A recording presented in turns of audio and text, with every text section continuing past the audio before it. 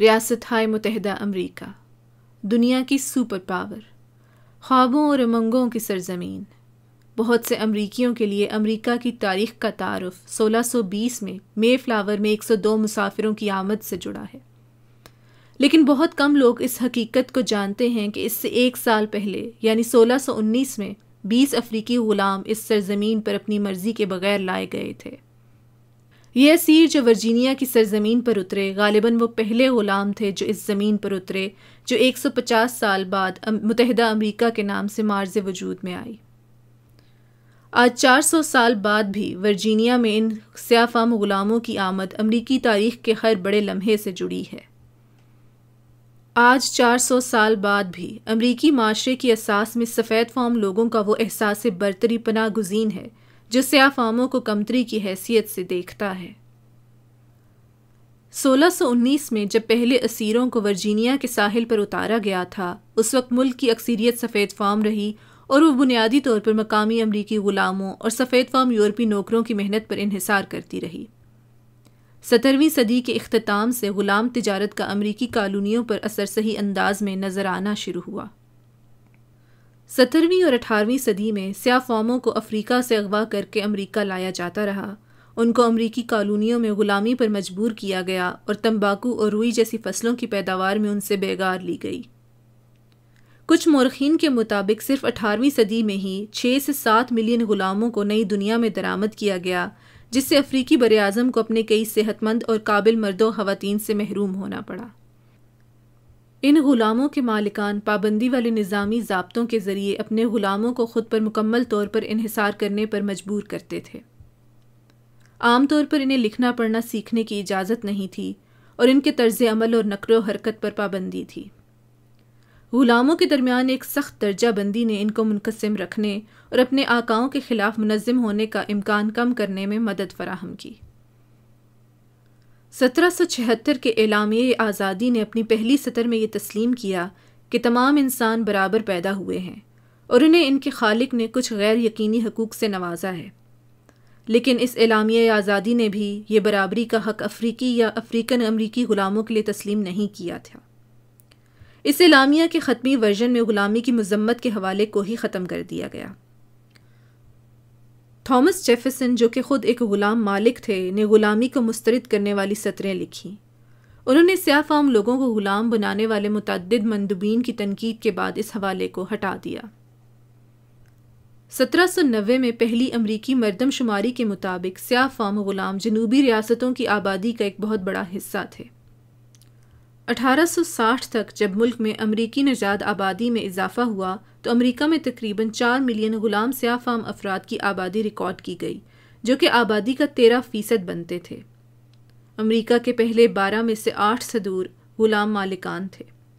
غلامی کی جڑیں بہت مضبوطی سے امریکہ کو جکڑے ہوئے تھیں۔ سیاہ فام غلاموں نے 200 سال سے زائد تک آزادی کی منزل کے حصول کے لیے کام کیا۔ بالآخر 1 جنوری 1863 کو ریاستہائے متحدہ امریکہ کی حکومت نے غلاموں کے آزادی کے حق کو تسلیم کیا۔ اس وقت کے امریکی صدر ابراہم لنکن نے صدارتی جنگی طاقتوں کا مطالبہ کرتے ہوئے حکم دیا کہ غلامی میں بند تمام افراد آزاد ہیں۔ ابراہم لنکن کا کہنا تھا کہ میں فطری طور پر غلامی مخالف ہوں، اگر غلامی غلط نہیں ہے تو کچھ بھی غلط نہیں ہے۔ اس کے بعد امریکہ سے غلامی کا خاتمہ تو ہو گیا، لیکن سفید فام بالادستی کے نظریات اور سیاہ فام کو کمتر سمجھنے کا رواج ختم نہ ہو سکا۔ 19ویں صدی کے اختتام سے 20ویں صدی کے آغاز میں جم کرو دور کا رائج تھا۔ جم کرو ایسے ریاستی اور مقامی قوانین تھے جو جنوبی امریکہ میں نسلی علیحدگی کو نافذ کرتے تھے۔ جم کرو قوانین 1965 تک کئی علاقوں میں نافذ رہے۔ جم کرو ایسے قوانین تھے جو افریقن امریکیوں کو بالمقابل سفید فام امریکیوں کے ایک ہی جگہ سے پانی پینے، ایک ہی جگہ سے کھانا کھانے اور ایک ہی جیسے اسکولوں میں جانے سے روکتے تھے۔ رنگ نسل کا فرق صرف ظاہری نہیں تھا، بلکہ اس کا مظاہرہ کام کرنے کی جگہ سے لے کر پانی پینے کی جگہ تک تھا۔ سفید فام امریکیوں کو ہر جگہ برتری اور بہتری میسر تھی۔ بہت سے قوانین کے ذریعے اس بالادستی کو ختم کر کے امریکی معاشرے میں رنگ و نسل سے بالا تر ہو کر برابری قائم کرنے کو فروغ دیا گیا۔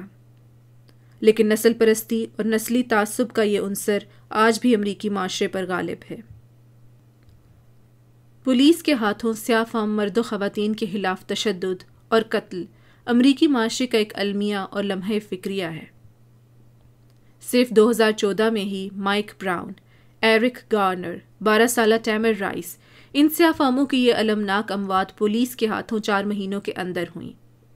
2015 میں کچھ اور سیاہ فام جیسے کہ Tony Robinson, Eric Harris, Walter Scott, Freddie Gray, William Chapman اور سیموئل ڈی بوس اس نسل پرستی کا شکار ہوئے، اور اب 2020 میں اس کا شکار 46 سالہ جارج فلوئڈ بنے۔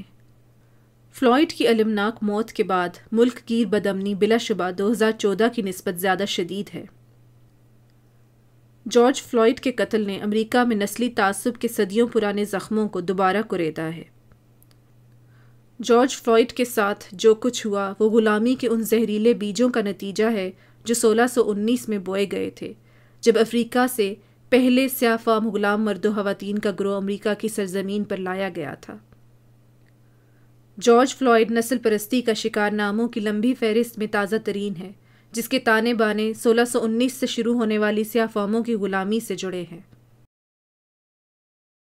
Black lives matter. سیاہ فام امریکیوں کی زندگی بھی اتنی ہی قیمتی ہے جتنی کہ سفید فام امریکیوں کی۔